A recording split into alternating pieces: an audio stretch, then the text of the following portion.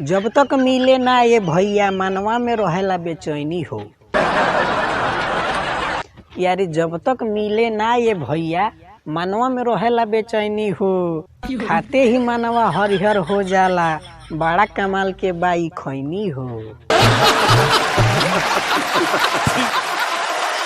हाँ तो भैया लोग पूरा यूपी बिहार में सबसे डिमांड खैनी के होला। अगर एक टाइम खैनी खत्म हो जाला नू तो हमनी के बीपी बढ़ जाला।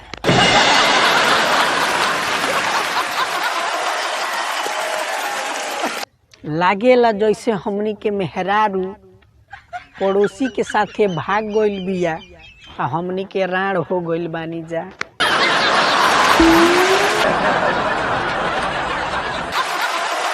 आगे सुनिए भैया लोग, एक चुटकी खैनी के कीमत बहुते होला भाई हो। यार एक चुटकी खैनी के कीमत बहुते होला भाई हो। बिना खैले खैनी ए भाई ये कहू दिनवा ना रह पाई हो।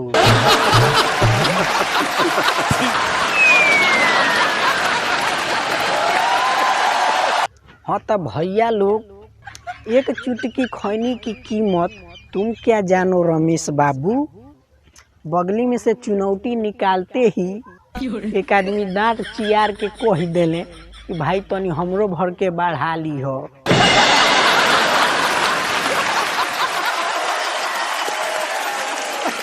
आगे सुनिए भैया, पूरा यूपी बिहार में एकरे बा चर्चा हो।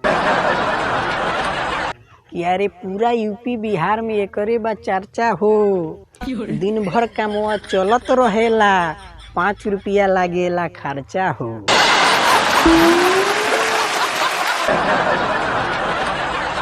हाँ तो भैया लोग 5 रुपया के खर्चा में हमनी के स्वर्ग के मजा ले लेनी जा। जितना यूपी बिहार के लोग खैनी खा के थूक देला उतना में तो पूरा पाकिस्तान खरीदा जाई। ये खैनी के चलते रोज मेहरारू से झगड़ा होला। बाकी हमने के मेहरारू छोड़ देनी जा, लेकिन खैनी ना छोड़े नी जा।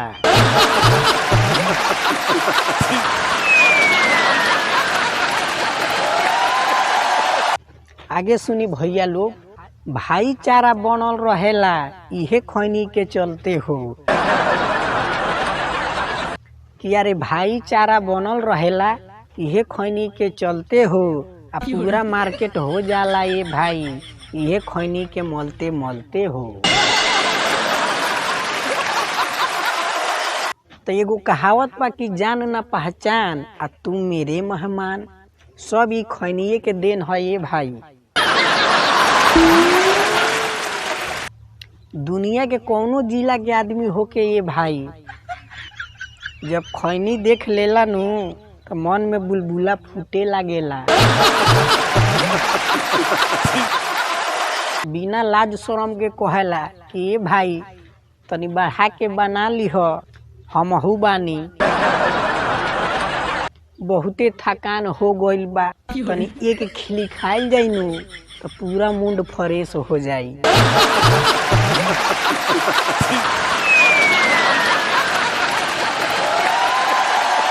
और बाबा लोग के तो पूछबे मत करी, पूरा मैरवा सिवान के बाजार कर ले लो बस ई खैनी मलते मलते। आगे सुनी भैया लोग, भले खाना ना मिले बाकी खैनी मिले के चाही रोजाना हो। यारे भले खाना ना मिले बाकी खैनी मिले के चाही रोजाना हो।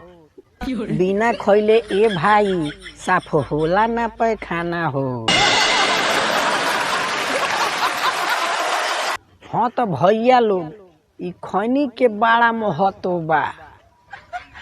सबसे ज्यादा जरूरत एकर सुबेरे होला।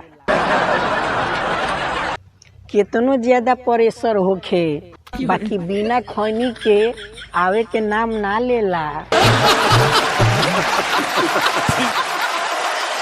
जबले अंदर जाई ना तबले पैखाना आई ना।